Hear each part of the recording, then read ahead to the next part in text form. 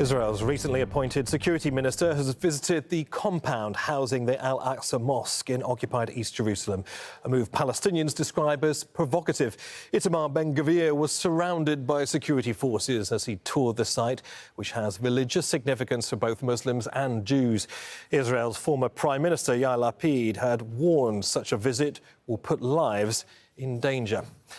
Well, Sarah Hayat is at the Mount of Olives in occupied East Jerusalem. And Sarah, of course, he is one of the most controversial figures of the new far-right government, previously convicted of inciting racism. This seems almost certain to inflame tensions there. Absolutely, Neve. I mean, this decision to visit was very clear from a few days ago. It just wasn't expected to be happening this early and this soon. It was a very short trip, if you like, to Al-Aqsa Mosque compound, or known as Temple Mount by the Jews. It was quick, it was short, and it was in the early hours of this morning. And that's no surprise because of the provocation that it would cause, especially amongst the Palestinians, and not just Palestinians, but the Muslim world. Now, he turned up. The idea was that he had to go through security with police first. It had to be discussed with Netanyahu, which happened on Monday. But the indication was that this wouldn't happen until a few weeks' time. Here he was this morning. He turned up, he left, and before you knew it, there was very strong reaction. We've had strong reaction from the Palestinians, who have called it unprecedented provocation. We've also heard from Hamas in Gaza that has made it clear that if this happens, they'd been saying this since Monday, if this happened, they were calling on Palestinian youth especially to mobilize and do something about this.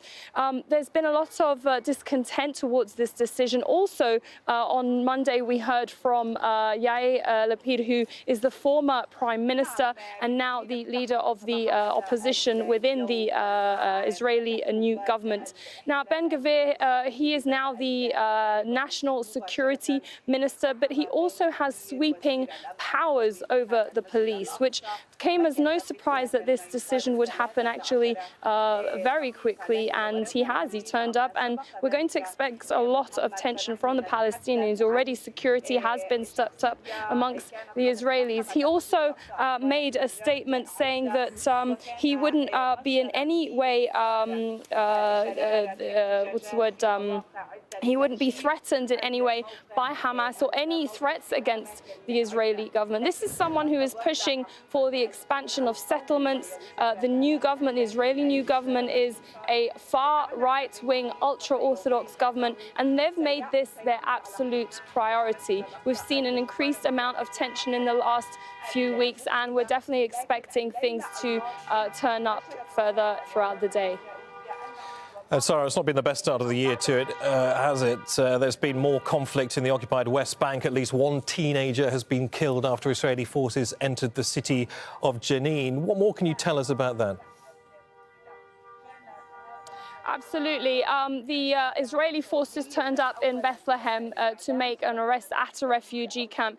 In the process, there was a lot of confrontations between the Palestinians and the Israelis, and as a result, a teenager was shot in the chest and killed. Now, this is not the only place where there have been confrontations. The same in Jenin, as well as on Monday, demolitions that happened in a village very close to Jenin, where two young Palestinians who carried out an attack on an Israeli checkpoint last September. They were killed in that incident, but killed an Israeli within that attack. And as a result, the Israeli forces came in, demolished the homes of their families. This is something that's against international law, but a mechanism that the Israelis have been using to teach Palestinians a lesson, if you like. That's what they've been saying. And also, they say to prevent any further attacks.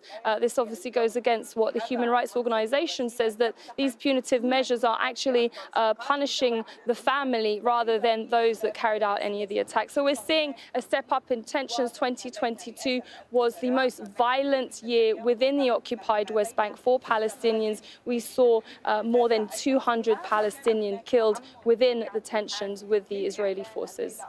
Sarah Hayat in occupied East Jerusalem, many thanks.